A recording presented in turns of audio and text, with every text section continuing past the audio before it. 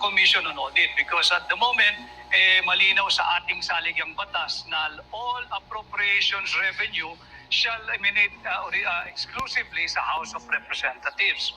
So wala ho tayong magagawa dyan. Subalit, kinakailangan malinaw sa lahat ng napapabilang sa Executive Department at Legislative Department na dapat nating i-uphold, respect, and defend and observe the Constitution. Dapat walang legislative or executive incursion sa power of the Commission on Audit to do their job. Huwag natin silang pakialaman, huwag natin silang impluwensyahan sapagkat malinaw sa ating saligang batas na ang mandato nito ay bantayan at pakaingatan ang pera at kabanang bayan ng mamamayang Pilipino. But for now, things have to remain this way sapagkat hindi rin naman napapanahon na ating buksan at kalikutin ang saligang batas kung yung mga tao sa Senado at Kongreso ay patuloy na sila pa rin ang gagalaw dito sa ating saligang batas. They will not work for the interest of the Filipino people. Kaya wag po tayong pumayag, wag tayong magpadala dito sa isinusulong at hindi pa po tapos yan sa peking People's Initiative at huwad na charter change. Thank you, Attorney Vic. Si Colonel Querubin naman, sir, 2 minuto rin po sa inyo. Well, kailangan natin siguro na isang matapang na mambabatas, no, para isulong. At kailangan naman talaga na mabago na yung ating constitution, no, kasi napapanahon na. Pero tama yung sabi ni Attorney Vic, no, na may paraan naman na pag-amyenda ng constitution natin. Ako hindi rin ako sang-ayon dun sa yung pirma o yung constitutional CONAS na yan.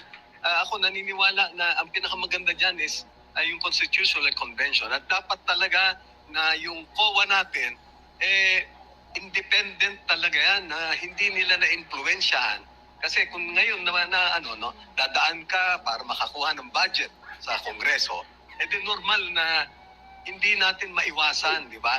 Na hawak nila yun ang power of the purse, no? Pero dapat ang COA independent body yan. Na hindi natin kayang impluwensyahan kung ano yung kanilang report pa or ipersa na ilabas ngayon yung na kahit hindi pa dapat ilabas, napipilitan sila na mailabas yung mga hindi pa tapos na audit, di ba? So dapat talaga na maging independent body yung COA natin. Napakaganda pero isang mainit na katanungan, follow-up question po, tig 1 minuto, bawat isa, mainit yung issue ng GAA at saka yung issue ng BICAM report. Naniniwala po ba kayo na dapat nang buwagin itong BICAM pagdating sa pagbabalangkas ng ating budget? Una pong sasagot si Attorney Vic.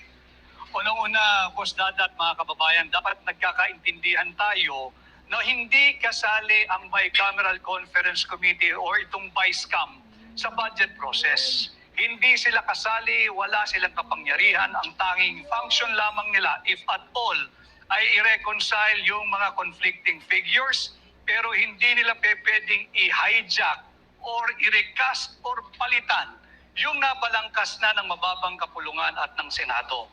At itong mainit na pinag-uusapan, nakita ko mismo, nagpasa sila ng isang final bicameral conference committee report na punong-puno ng blanco, 28 line items na nagkakahalaga ng ₱100 billion. Hindi ito nararapat. This is criminal. This is falsification of legislative document. Colonel Querubin, 1 minuto po para sa inyo. Well, ang sa akin talaga is it's all about transparency, no? Kasi nakita natin na yung mga ginagawa nila hindi naman nila pinapaalam, no? Kahit doon sa mga kasama nila. In fact, yung mga reports nila na sila rin lang, no? Hindi man dapat talaga maging transparent. Pinapakita nila kung paano nila how they were able to come up with these figures, lahat yan. Pwede naman niyang gawin nila. Be transparent. At pangatlong sasagot, syempre, si Attorney Jimmy, 1 minuto po. Alam niyo po, sang-ayon ako sa mga sinabi ni Atty. Vic. Napakalinaw, no? Hindi naman, kahit ilang beses niyo po basahin ng konstitusyon, wala namang nakalagay na bicameral conference doon. However, practically speaking, kailangan talaga ng some form or some body to reconcile yung magkaibang provisions ng lower house at ng upper house, no? Pero ang sa akin, naniniwala po ako talaga sa separation ng three branches, no? Yung judiciary hindi dapat basta-basta nakikialam. Pero palagay ko naman, kung meron talagang grave abuse of discretion, lalo na kung malinaw na labag sa konstitusyon, halimbawa, mababa yung budget ng DepEd, okay, halimbawa, tinaasan nila yung hinihingi ng executive, nakalagay sa konstitusyon, bawal yun eh. So immediately, we have to empower, for me, the Supreme Court na pwede na silang makialam because that is a self-executing provision of the Constitution. Pwede ka agad, siguro i-TRO na kaagad yan ng Supreme Court. Maraming salamat mga Ginoo. Meron pang karagdagang katanungan mula po sa ating Sa mga tumatakbo ngayong eleksyon, dapat bang walang foreign military bases dito sa Pilipinas? May dudugto natin ito sa eleksyon ng EDCA. Ang una pong magpapahayag ng kanyang sagot ay si Attorney Vic Rodriguez. Sir. Malinaw na bawal ang base militar ng Estados Unidos sa kahit saang bahagi ng Republika ng Pilipinas. At ang ating basihan dyan ay Article 18, Section 25 of the Constitution na nagsasabing bawal ang foreign military bases, troops, or facilities. At yan din ay alinsunod doon sa tinatawag nating Article 2, Section 7 of our Constitution na dapat ang ating foreign policy ay independent. Interes ng Pilipino, hindi interes ng banyaga. And in what's happening to our country now, hindi interes ng ating matagal ng alyadong Amerikano. And finally, nakikita natin lately sa pahayagan, bawal din po yan under Article 2, Section 8 of our Constitution na dapat meron tayong pambansang polisiya na bawal kahit saang bahagi ng ating bansa, ng ating teritoryo, ang mga gamit militar ng Estados Unidos na nakayang magkaroon ng nuclear capability at maglunsad, hindi lamang ng defensive war, kundi ng isang offensive war. Salamat, Attorney Vic Rodriguez. Susunod po si Colonel Ariel Quirubin, 2 minuto po para sa inyo. Colonel. Yeah, tama yung sabi ni Attorney Vic, no, na bawal talaga yung base militar ng Amerikano, no? Kaya nga, wala naman base militar ang Amerikano dito ngayon. Yun nga yung sinasabi natin na EDCA. Ganito yan, no? Kasi lahat ng accomplishments ko nung araw na nasa serbisyo tayo, malaking tulong, no? Nadali natin si Abu Sabaya dahil sa tulong ng mga Amerikano, no? Na balikatan ang term nila na ano. So, tayo, no? Kasi sa ating ngayon, we should admit na we cannot stand on our own, no? Pag binubuli ka na isang superpower, you need somebody, no, na pwede mo sandalan. But forever, we will not be dependent on these superpowers. Dapat talaga isulong nung yung Self-Reliance Defense Posture Revitalization Act na bagong pirma na. Madaliin natin kasi yun lang ang paraan na makipakita natin sa lahat na kaya natin tumindig sa atin, no? Dahil kung kaya natin tumindig on our own, we will get more concessions from all these superpowers. Dahil yung posisyon natin dito sa region na to, ang ganda, very strategic na pinag-aagawan tayo ng kahit na sinong superpowers. Pero dahil ngayon na hindi pa natin kayang tumindig at binubuli ka na isang superpower, we need to look for a big brother, no, na sasandalan for the meantime. And dapat nga tayo isulong natin yung ROTC natin na when push comes to shove, meron tayong robust na reserve force dahil yan din ang pwede natin para mapaalis natin itong mga superpowers na ngayon nag-i-influensya sa atin, no? We need to stand on our own. Maraming salamat po, Colonel Quirubin. Samantala, may 2 minuto din si Attorney Jimmy Bondoc para po sa kanyang sagot.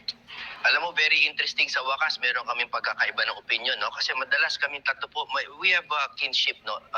Pero sa wakas, may magkaibang panig. Kasi po, ako po ay pumapanig dun sa constitutional provision cited by Attorney Vic. Kasi bawal talaga unless magkaroon tayo ng treaty, no, as concurred by the Senate. At meron tayong foreign talaga na independent policy. Ngayon, Kung ang sinasite naman na RA 10242 ni Colonel Corbin, napakaganda rin. Yung Self-Reliant Defense Posture Revitalization Act. At nakalagay po sa batas niya, napakalinaw, to foster partnerships with allied nations. Yes. Kasi po, ang ang pagpanig po natin sa US has proven to antagonize our neighbors. So ang para sa akin po, kung magkakaroon man ng military bases dito, dapat dumaan sa proseso, approved ng Senado. Number 2, hindi isang bayan lang. It has to be partnerships with allied nations. Bukod po dyan, sa pag-open sa bases sa marami, no, is kailangan po buksan natin ang negosyo natin. Bigyan natin ng economic interest sila sa West Philippine Sea. Dahil ang tao po, mas ginaganahan kung may pagkakabuhayan sila dyan at mas pagtatanggol nila ang West Philippine Sea kung nakakakuha sila ng methane hydrates dyan ng mga isda. Kaya, aside from military, bigyan natin ng economic interest ang partners. Focus, emphasis on the plural. Saglit kong binisita mga partners and senatoriables yung ating feed sa YouTube. At mainit na itinatanong ng ating mga netizens patungkol dito sa mga Afghan refugees na nandito na sa atin, samantalang may malakas na pagtutol itong si President Donald Trump patungkol sa mga mapapasok na mga immigrants sa kanilang bansa. Ano pong masasabi niyo dito? Una pong sasagot si Atty. Jimmy Bondoc. Alam nyo kasi, we have to be very careful, no? Kasi yung iba ginagawang race issue or yung non-refoulement na tinatawag sa international law. Pero ang totoo po kasi, noong araw nga, nagkaroon na tayo ng problema nung nagkaroon ng masyadong maraming ibang lahi, mga Chinese, di ba? Na nung nagkaroon ng mga Pogo, nagkakaroon talaga ng mga tinatawag nilang social disturbances or conflicts. And hindi natin siguro tuloy ang national security natin.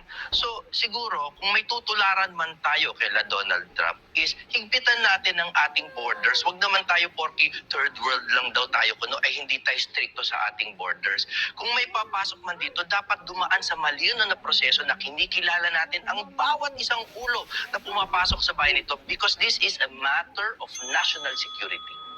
Maraming salamat. Attorney Jimmy, syempre si Colonel Corbin, hingan natin ng opinion. 1 minuto po para sa inyo. Well, kung itong pinag-usapan natin, yung mga Afghan refugees, no?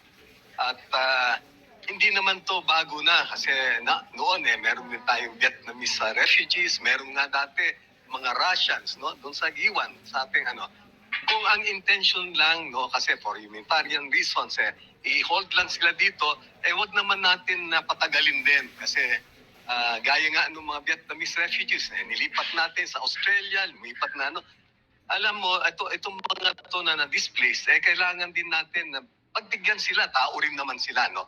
Pero dapat, maingat tayo. Kasi kung sasabihin natin na Afghan refugees ito, baka may mga Taliban pa dyan, may mga no? So, dapat talaga maging maingat tayo tungkol dito.